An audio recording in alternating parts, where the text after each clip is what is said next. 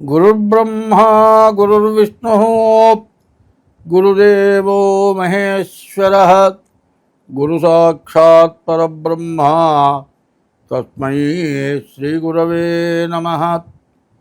అగజానన పద్మార్కం గజానన మహర్నిశం అనేకదం త్వం భక్తానాం ఏకదంతముపాస్మహే.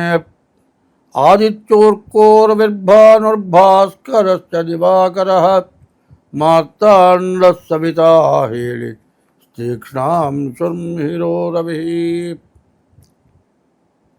2025 సంవత్సరం జూన్ నెల 1వ తారీఖు నుండి 30వ తారీఖు వరకు ఈ నెల మాస ఫలితాలు చెప్పుకుందాం.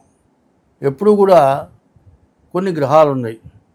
ఒక గ్రహం 2 రోజులున్నరే ఉంటుంది, ఒక గ్రహం నెల రోజులు ఉంటుంది, ఒక గ్రహం నెల 15 రోజులు ఉంటుంది, ఒక గ్రహం 3 నెలలు ఉంటుంది, ఒక గ్రహం సంవత్సరం ఉంటుంది, ఒక గ్రహం సంవత్సరంన్నర ఉంటుంది, ఒక గ్రహం 2 సంవత్సరాల 6 మాసాలు ఉంటుంది ఒక్కొక్క రాశిలో.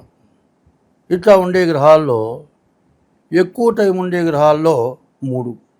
ఒకటి సంవత్సరం ఉండేది గురువు.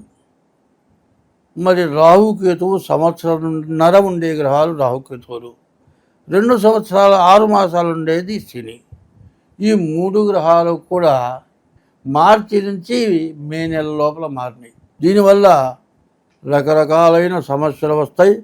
ఈ సమస్యలు ఈ సంవత్సరం కొత్త సంవత్సరంలో పాపగ్రహాల వల్ల చాలా సమస్యలు, అంతర్యుద్ధాలు వస్తాయని చైత్ర శుద్ధ పాడ్యమికి ముందుగానే నేను చెప్పాను. ఇప్పుడు కూడా జరుగుతోంది. అంతర్యుద్ధం అంటే పబ్లిక్గా ఎదుటబడి యుద్ధం చేసుకుంటే బహిర్యుద్ధం. యుద్ధం వద్దు వద్దు వద్దంటూ బార్డర్లో కాల్పులు జరపడం, దానికి ప్రతి కాల్పులు జరపడం, వద్దు ఆగిపోండి అంటాం. విదేశాలు ఆగిపోయిన తర్వాత మళ్ళీ తిరుగుబాటు చేయటం, ఇవన్నీ కూడా ఏదైనా ఉంటే ముఖాముఖి కొట్టుకోవటం వేరు, వెనక నుంచి దొంగ దెబ్బ అంటారు. ఎదురుండి కొట్టుకుంటే అది వేరే, చాటు నుంచి కొడితే ప్రాణం తీసే దెబ్బ కొట్టచ్చు. ఇటువంటి సమస్యలు ప్రపంచానికి, కుటుంబాలకి, మంచికి చెడుకి కూడా వస్తుంది. 2025 సంవత్సరం జూన్ నెల 3వ రాశి మిథున రాశి ఫలితాలు చెప్పుకుందాం. ఈ మిథున రాశి పరిస్థితి ఎట్లా ఉంది? ఈ మిథున రాశికి శుక్రుడు, బుధుడు, కేతువు 8 గ్రహాల్లో 3 గ్రహాలు బాగున్నాయి, 5 గ్రహాలు పూర్తిగా బాగాలేవు. తర్వాత గ్రహాలు మొత్తం రాహుకేతువుల మధ్యలో పడ్డాయి గ్రహాలు. ఇట్లా పడితే మనకు వచ్చే ఇబ్బంది ఏమిటి? వ్యాపారం బాగుంటుంది, శుక్రుడు బాగుంటాడు, వివాహం జరుగుతుంది. మరి కుజుడు కూడా బాగాలేడు, కేతువు బాగున్నాడు. శుక్రుడు, బుధుడు, కేతువు ఈ 3 గ్రహాలే బాగున్నాయి. ఈ 3 గ్రహాలు బాగుంటే ఏమిటి? శుక్రుడు వల్ల వివాహం జరుగుతుంది, బుధుడు వల్ల వ్యాపారం జరుగుతుంది, కేతు వల్ల మంచి జ్ఞానంతో ప్రవర్తిస్తావు. మిగతా గ్రహాలు ఏమిటి నిన్ను ఇబ్బంది పెట్టేవి? రాహు, రవి, మరి బుధుడు, కుజుడు ఈ గ్రహాలు పూర్తిగా రవి బాగాలేరు. రవి, కుజుడు, రాహువు ఈ 3 గ్రహాలు పూర్తిగా బాగాలేవు. దీనివల్ల వచ్చే ఇబ్బంది ఏంటి? మరి కుజుడు వల్ల అనారోగ్యాలు రావచ్చు. ఏదైనా నువ్వు ఆస్తి కొనేట్లయితే డబల్ రిజిస్టర్లు అయి రావచ్చు. కాదు, నువ్వు కొన్న ఆస్తిని ఏదైనా కబ్జా చేయొచ్చు. మరి రాహు వల్ల వచ్చిన డబ్బులు వచ్చినట్టు ఖర్చు అయిపోతాయి.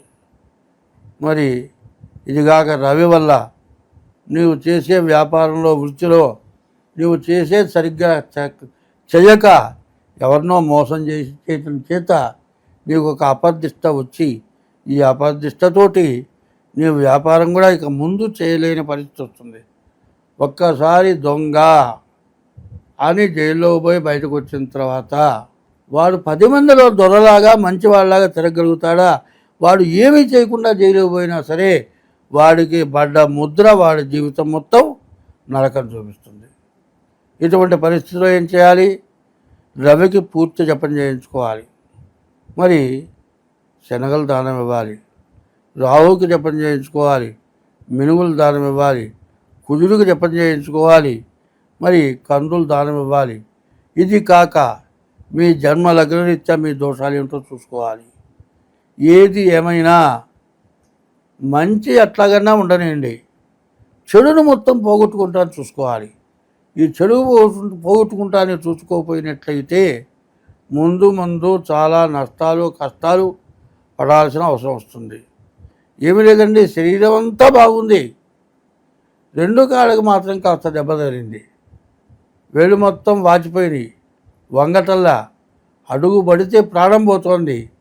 కాళ్ళు బాగుండా, చేతులు బాగుండా, నోరు బాగుండా, కళ్ళు బాగుండా, అన్నీ పనిచేస్తున్నాయి. మోకాళ్ళ దగ్గర నుంచి అన్నీ పనిచేస్తున్నాయి. ఈ పాదాల దగ్గర వేళ్ళే పనిచేయట్లా. ఈ శరీరాన్ని మొత్తాన్ని పడుకోబెట్టింది. అట్లాగే గ్రహాలు ఏదో కొన్ని గ్రహాలకి శాంతి చెప్పటం కాదు అని చెబుతోంది. మీకున్నటువంటి పూర్తి దోషం పోయేటువంటి మార్గాన్ని నేను ఎంచుకొని చెబుతూ ఉన్నా. మీరేం చేయాలి?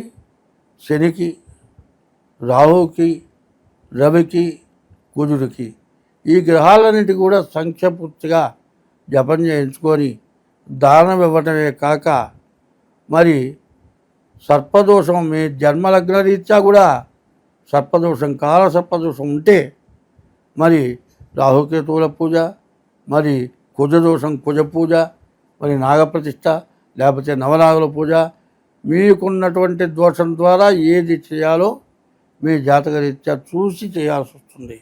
కాబట్టి ఇటువంటివి చేయించుకోండి, చాలా ఉపయోగపడుతుంది. ఈ 2025వ సంవత్సరం చాలా సమస్యావహంగా ఉంది. కాబట్టి ఎవరైనా సరే జాగ్రత్త పడి ముందుగా జాతకం ఇవ్వండి. పోయిన సంవత్సరం 24వ సంవత్సరం చివరిలో మీ దగ్గరనే జాతకం చూపించుకున్నానండి, మళ్ళీ జాతకం చూపించుకోమంటావేమిటి అంటే అది చూసుకోవాల్సిందే. ఎప్పటికప్పుడు జాగ్రత్త పడాల్సిందే. ఎంతసేపు జాగ్రత్త లేకపోతే ఎందుకు పనికిరాము. చూడండి, చాలామంది ఏం చేస్తున్నారు, బాగా సంపాదించిన వాళ్ళు, కోట్లు సంపాదించిన వాళ్ళు ఉన్నారు. అంతా సంపాదించి అడిగిన వాళ్ళకల్లా దానం చేసిన వాళ్ళు కొంతమంది ఉన్నారు.